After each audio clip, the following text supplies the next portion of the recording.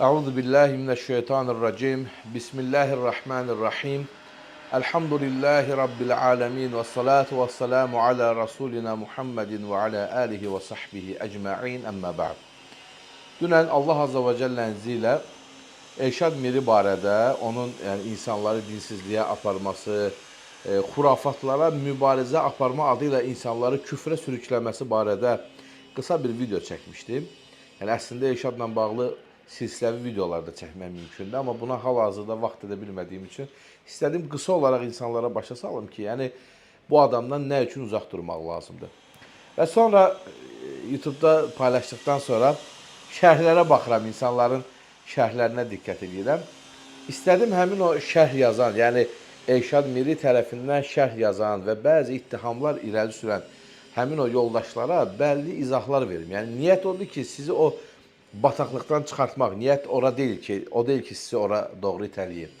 Baxın, əziz qardaşlar, etiraz edirsiniz. Yəni birinci etirazımız nədir? Elşad Miri Azərbaycanda ərəb dilini mükəmməl bilən tək-tük insanlardan birisidir. Bu birinci etirazımız. İkinci etirazımız budur ki, Elşad Miri haqqı çatdırdı, insanları oyatdı. Bu da ikinci. Yəni başqa etirazlar da var, amma mən ən əsas bu ikisi barədə danışmaq istəyirəm. Birincisi, qardaş, Elşad Mirinin mükəmməl dərəcədə ərəb dili bilməsini təyin etmək üçün ərəb dilini bilmək lazımdır. Və sizin bu etirazlarınızdan mən başa düşürəm ki, siz heç əlif hərfini belə bilmirsiniz. Çünki ərəb dilini belə bilməyib, sadəcə və sadəcə Quran-ı Kərim oxumağı bilən bir insan belə Elşadın açıb oxuduğu Qurana baxanda rahat bir şəkildə başa düşür ki, qardaş, Elşad Miri heç Quran oxumağı bilmir, nəinki ərəb dilini. Bu birinci məsələ. İkinci məsələ, elə bu ərəb dili ilə bağlı bir punkt açıram ki, mən bilirəm bəzi yoldaşlar nədən çaşqınlığa düşür. Elşada rəddiyə verən bir nəfər kitab adını səhv oxuyur ərəbcə, Elşad da bunu tutur. Xutbə deyil, xutab məsəl üçün, belə. Bu o demək deyil ki, Elşad Miri ərəbcə bilir. Elə Elşad Miri ona o həmin kitabın adını verin, görün, i'rab eləyə bilir. Yəni o ad var, o. Nədir? Mübtəda xəbərdirmi, sifətdirmi, izafədirmi, nədir? Onu təyin eləyə bilir. Əminəm ki, onu eləyə bilməyəcək təyin. Çünki Elşad Miri elə gülünç şeylər var ki, Elşad Miri ərəb dilindən güya qrammatik izahlar verməyə çalışır. Elə gülünç xətalar eləyir ki, görünür ki, bu adamın ərəb dili ilə yaxından uzaqdan əlaqəsi yoxdur. Bu birinci məsələdir ki, qardaşlarım, əgər kimsə sizə deyirsə, dinlədiyiniz, alim gördüyünüz, elm əhli gördüyünüz adam heç ərəb dilini bilmir, biraz oyanma olsun da sizdə bir araşdıraq görə ola bilərmi ki, həqiqətən biz bu adamı dinləyirik, bundan elm öyrənirik, buna Azərbaycanın ən güclü ilahiyyatçısı deyirik, amma bu ilahiyyatçı heç ərəb dilini bilmir. Bir dənə bunu özünüzdə təfəkkür edin və baxın, araşdırın. Necə ki, deyirsiniz, indi müasir dövrdür, insanları aldatmaq mümkün deyil. Yazırsınız mənə şərhlərdə, əlbəttə ki, mümkün deyil. Zaten biraz insafla, həqiqətən din inancıyla, həqiqətən Allah və Rəsulü sevgisiyle Elşada qulaq asan hər bir insanın qəlbində Elşada qarşı mütləq bir buğz olacaqdır. O niyyətlə qulaq asın ona. İkinci məsələ deyirsiniz ki, Elşad oyatdı. Yəni, oyadıb neynədir? Elşad namaz qılana namaz qılma dedi. Hicab taxana hicab taxma dedi. Yəni, ola bilər, Elşad kimisə pirdən çəkindirsin. Bunu biz də deyirik onsuzda. Hər hansısa müəyyən şirklərdən Elşad kimisə çəkindirə bilər. Bu problem deyil. Zaten Elşad belə başladı, insanları manipulyasiya elədi. Amma nəticədə pirdən çəkindirdiyi insanı nəyi öyrətdi? Namazsızlığı, oruçsuzluğu, zəkatsızlığı, dinsizliyi öyrətdi də, qardaş. Allah inancı ilə insanları kifayətləndirdi. Nə kimi oyanışdan söhbət gedə bilər? Oyanış deyəndə kənardan da baxan Elşadı tanımasa, elə etirazlar edirsiniz ki, oyanış. Deyər ki, qardaş, subhanallah, yəni oyatdı da cəmaatı, gecə ibadətləri, Allah yolunda cihad, riba. Neynədir, qardaş? Nə ibadət var dedi, heç birini eləməyib. Hamısı boş şeydir, hamısını sizə yükləyiblər. Ancaq belə danışır da, qardaş. Müsahibələri var, deyir, qadın girdi məscidə hicabla namaz qıl, dedim, neynirsən ki, hicabı taxırsan, belə qıl. Son debatında deyir ki, Azərbaycan dilində namaz qıl və ya da Qurandan istədiyi oxu. Qardaş, elə bir din mi var? Elə heç bir şey yoxdur. Bax, etiraz edən insanlar, hardasa gedib işləyirsiniz də, belə bir iş yeri var, oraya girəsən və sənə desinlər ki, gir qardaş içəri, nə ürəyin istəyir elə. Belə bir iş yeri mümkündür, qardaş. Hələ dünyəvi məsələlərdə belə hər şey bəlli bir prosedura bağlı gedirsə, bəlli bir reisi vardı onun. O reisdə gedirsə, əlbəttə dini məsələlər, Allah və Rəsulu elə bir din qoyub Allah Azza və Cəllə bizə ki, əlbəttə bu hər bir işin ən mükəmməlidir, ən gözəlidir. Elə bir iş yoxdur ki, Allah Azza və Cəllənin qoymuş olduğu bu din və hüquqlardan daha üstün və daha mükəmməl olsun. Bəs necə inana bilirsiniz ki, siz dünyəvi işlərdə gedib işləyəndə hər hansısa bir prosedura tabe işləyirsiniz. Amma Allahın dininə gələndə kim nə istəyir eləsin. Belə şey, qardaşlar, mümkün deyil. Biraz özünüz bu məsələləri düşünün.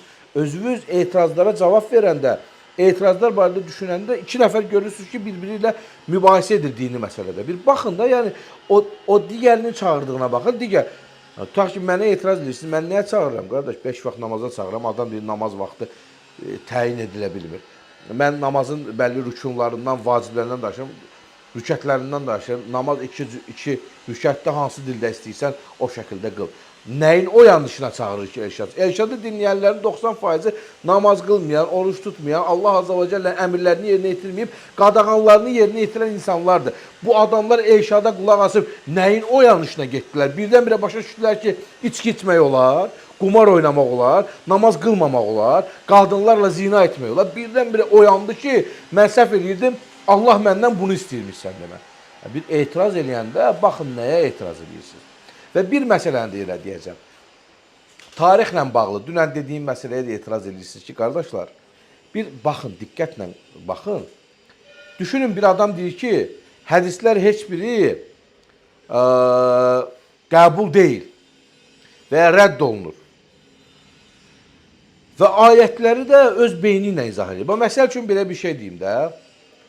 Allah Azza və Cəllə Nisa surəsi 59-cu ayətdə buyurur ki, فَاِنْ تَنَازَعْتُمْ فِي شَيْءٍ فَرُدُّهُ إِلَى اللّٰهِ وَالرَّسُولِ Əgər bir məsələdə ixtilafa düşsəniz, onu Allaha və Rasuluna götürün.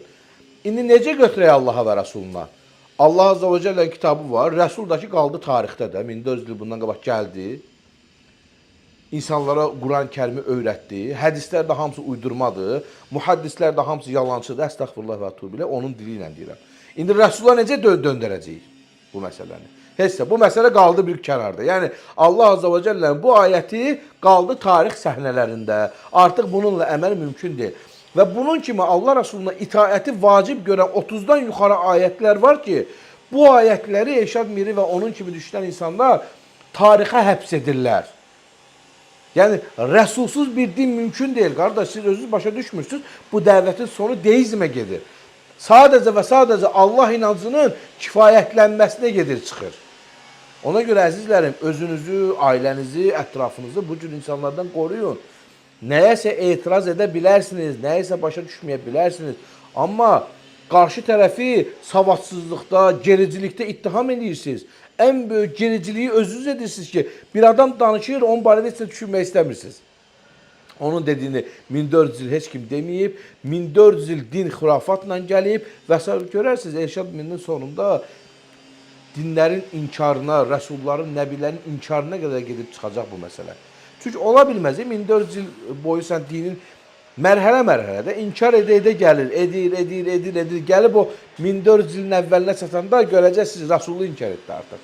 Bir müddətdən sonra görəcəksiniz, kitabı inkar etdi artıq. Ancaq qalacaq deizm və Quran-Kərimi, Allah Azza və Cəllənin inanılması. Qalan hər bir şeyi əfsanələşdirməyə, rəvayətləşdirməyə çalışır. Necə onun tərəfdarları deyir ki, siz əfsanələr danışırdınız, gəldi cəmaatı oyatdı.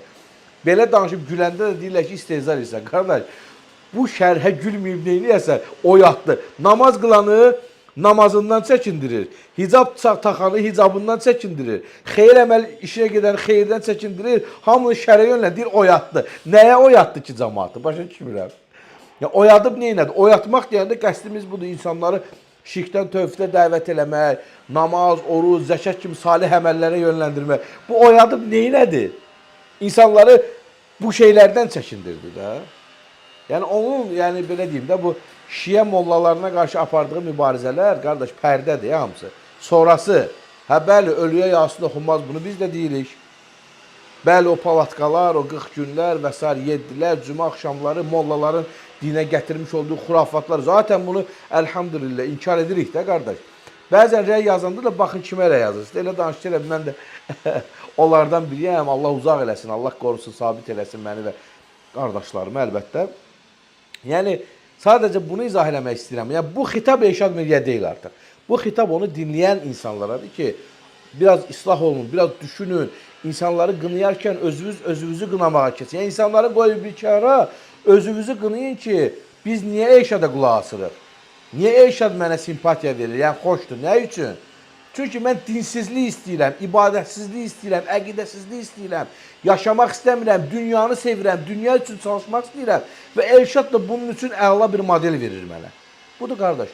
Allah Azze ve Celle bizi və sizi islah eləsin. Allah Azze ve Celle hər birimizin günahlarını bağışlasın. Bizə haqqı haqq bilib ona tabe olan, batılı batıl bilib ondan uzaqlaşan qullarına etsin. Əmin. Vəlhamdülillahi Rabbil alemin.